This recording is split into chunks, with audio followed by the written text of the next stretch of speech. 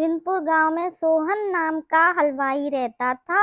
वह खूब बढ़िया और स्वादिष्ट मिठाइयाँ बनाने के लिए जाना जाता था।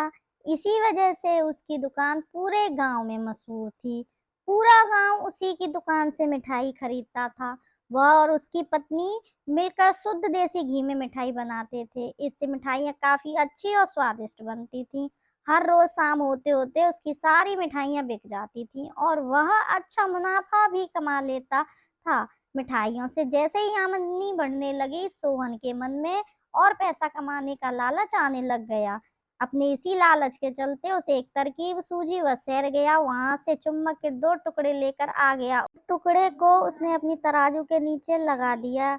इसके बाद एक नया ग्राहक आया जिसने सोहन के पास से 1 किलो जलेबी खरीदी। इस बार तराजू में चुम्बक लगाने की वजह से सोहन को अधिक मुनाफा हुआ। उसने अपनी इस तरकीब के बारे में पत्नी को भी बताया, लेकिन उसकी पत्नी को सोहन की चालाकी अच्छी नहीं लगी।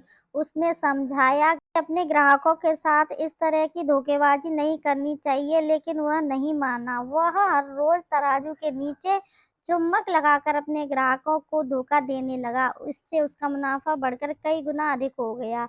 इससे सोहन को काफी खुशी हुई। एक दिन सोहन की दुकान पर रवि नाम का एक नया लड़का आया।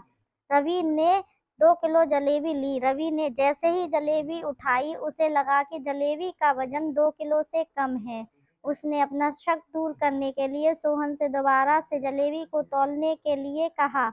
रवि की बात सुनकर सोहन चिढ़ गया। उसने कहा, मेरे पास इतना फालतू समय नहीं है कि मैं बार बार तुम्हारी जलेबी ही तौलता रहूं। इतना कहकर रवि वहां से जाने के लिए कह दिया।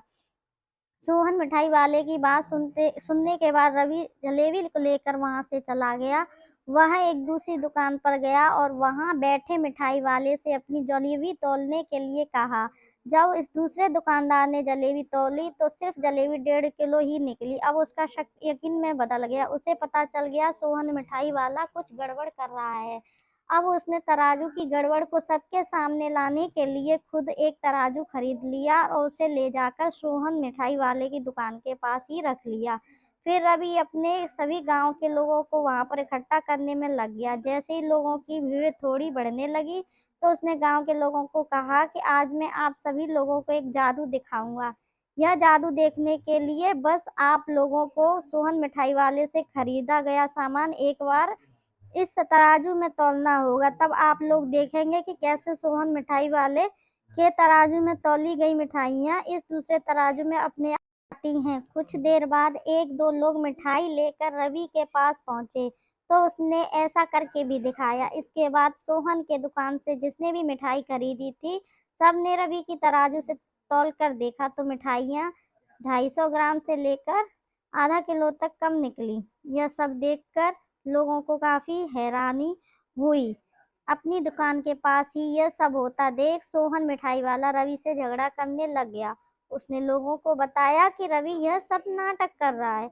अपनी बात को सही साबित करने के लिए रवि सीधे सोहन मिठाई वाले का तराजू लेकर आया और तराजू में लगा चुम्बक निकालकर सबको उसने दिखाया। यह देखकर गांव वालों को बहुत गुस्सा आया। सबने मिलकर उस लालची मिठाई वाले को खूब मारा।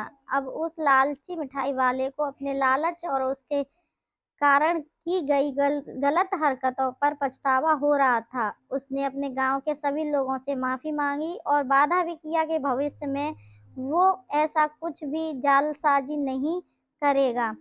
सोहन की इस धोखेबाजी से पूरा गांव नाराज था, इसलिए लोगों ने उसकी दुकान में जाना काफी कम कर दिया। इधर सोहन के पास पछताने के अलावा कुछ और नहीं बचा, क्योंकि वो पूरे गांव वालों का भरोसा खो चुका था।